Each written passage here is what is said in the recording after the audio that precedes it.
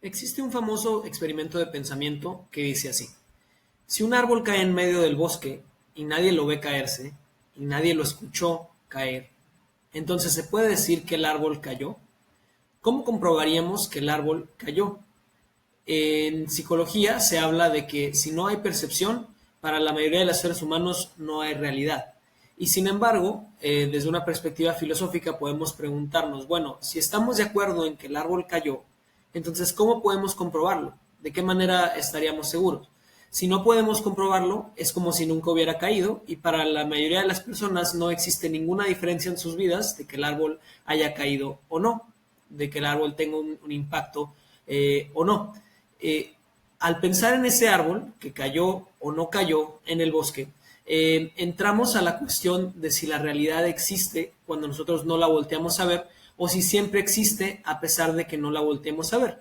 Quizás la cuestión te parezca algo intuitiva, ¿no? Es obvio que la realidad continúa existiendo aunque nosotros desaparezcamos, pero por mucho tiempo la humanidad no ha pensado de esta manera. Incluso hoy en día hay formas de pensar que nos dirían, por ejemplo, que vivimos dentro de una simulación en una computadora donde la realidad que existe existe solamente dentro de nuestras mentes y nada es real y todo existe para los propósitos de alguna conspiración macabra, ¿no? Y entonces ese árbol en realidad es una serie de unos y ceros corriendo en una supercomputadora que existe solamente para mantenernos adormecidos.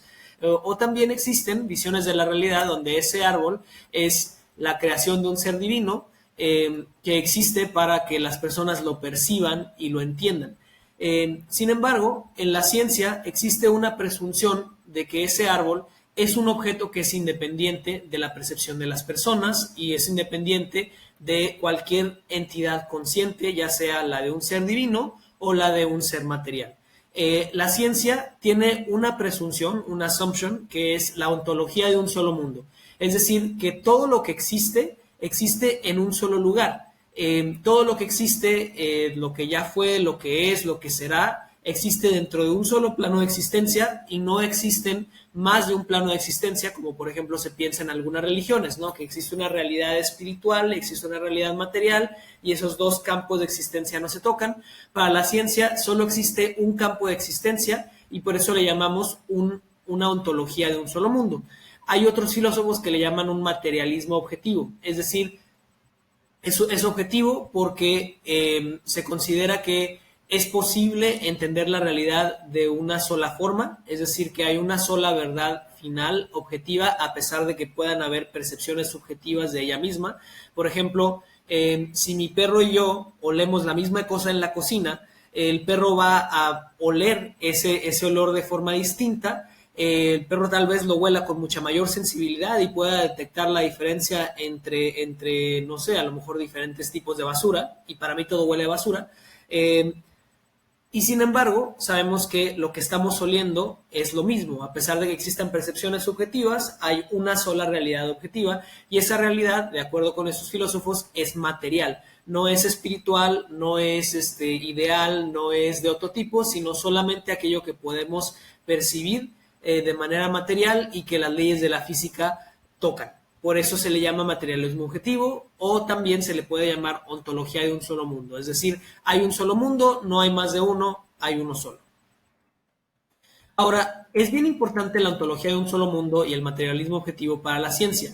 ¿Por qué? Porque si asumimos que hay una realidad que no podemos tocar, entonces esa realidad no puede ser entendida por los métodos de la ciencia. Si asumimos que existe una realidad más allá de la nuestra, que no podemos, a la que no podemos acceder y que, por ejemplo, tiene un impacto sobre nuestra realidad actual, entonces no tendríamos ninguna posibilidad de poder entender la realidad sin poder entender la otra. Imaginemos, por ejemplo, el experimento de Galileo Galilei, donde se sube a la torre de Pisa y tira, por un lado, un objeto pesado como una pesa o una piedra, y por el otro, una pluma. El experimento famoso de Galileo Galilei nos preguntaría cuál sería la primera en caer al suelo. ¿Y qué pasa, por ejemplo, si quitas el aire como factor entre la caída de los dos objetos? Famosamente, al poner un túnel de vacío, el objeto pesado, la roca y la pluma caerían exactamente a la misma velocidad porque el aire no genera la resistencia que hace que la pluma descienda lentamente. Sin embargo, ¿qué pasaría si dijéramos o si creyéramos que existe una realidad inaccesible a nosotros, por ejemplo, ángeles, que a capricho o a voluntad decidieran que van a levantar la piedra o van a levantar la pluma para que caiga, para que no caiga? Si tenemos que estar contando con que esas fuerzas no van a operar, entonces la ciencia es inútil. No podemos realmente nunca saber si la gravedad va a funcionar o no, porque siempre vamos a estar dependiendo de la voluntad de los ángeles.